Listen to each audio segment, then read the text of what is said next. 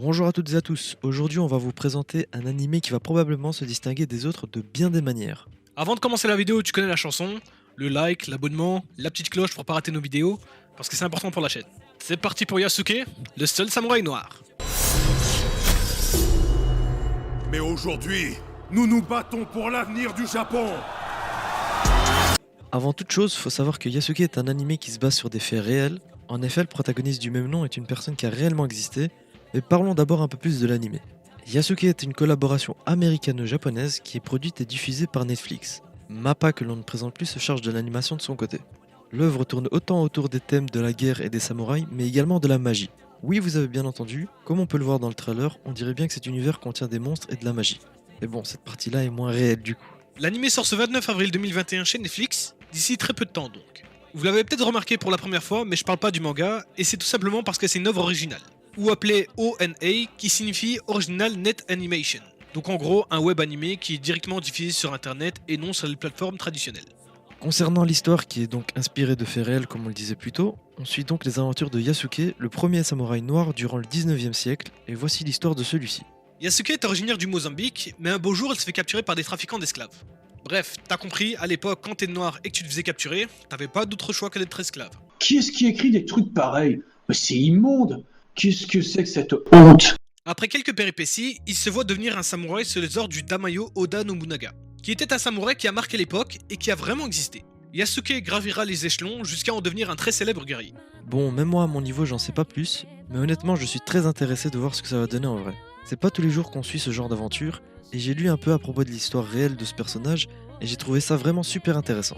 Après bon, j'ai quelques éléments qui pourraient me chiffonner, déjà le choix de confier la bande originale à un rappeur est assez discutable à mon avis.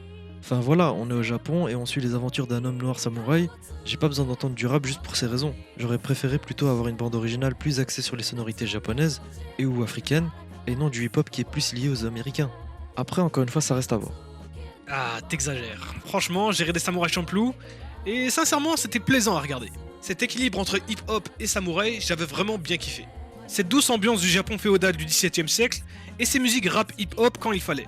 Le travail des doubleurs était incroyable, que ce soit en VF ou en VO. C'est un animé qui mâche pas ses mots et on voit tous les thèmes possibles. Pour ceux qui connaissent pas Samurai Champloo, c'est très simple. C'est l'histoire de deux samouraïs qui vont accompagner une fille afin de trouver un autre samouraï à travers tout le Japon. C'est un gros résumé, mais si je vous raconte plus, ça vous spoil en fait. Un point qui fait peur à mon avis, c'est l'utilisation de CGI. La CGI, pour ceux qui sauraient pas, c'est de l'animation à l'ordinateur. Mais le problème, ce n'est pas la CGI en soi, c'est Mappa qui anime. Et vu ce qu'ils nous ont sorti avec la saison 4 de Shingeki no Kyojin, y a de quoi avoir peur. Ouais, je ramène encore le sujet sur la table, mais franchement, on doit s'y attarder un peu. Car ouais, qui dit animé de guerre, dit souvent l'utilisation de l'animation 3D sur certains passages. Et bon voilà quoi, Mappa et la CGI, on va dire que ça fait deux.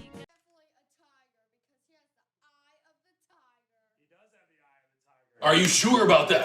Après, c'est un avis personnel qu'on partage ou pas, mais voilà. C'est un point qui pourrait peut-être décevoir, mais laissons évidemment la chance à l'œuvre et profitons ensemble de ce nouvel animé. De ce que le trailer propose, franchement, ça a l'air correct.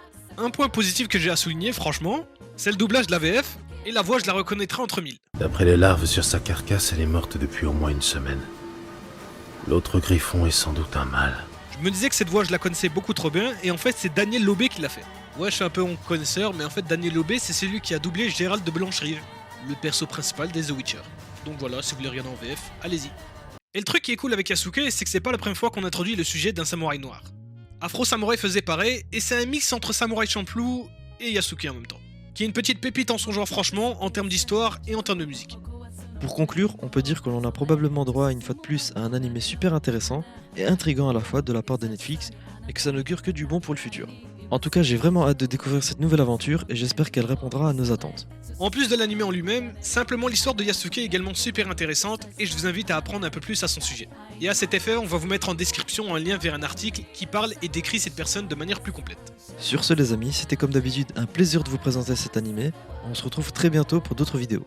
N'oubliez pas le petit like et le petit abonnement, ça nous fait grave plaisir, et la petite cloche afin de ne pas rater nos vidéos. Merci de nous avoir suivis et à bientôt. Johnny!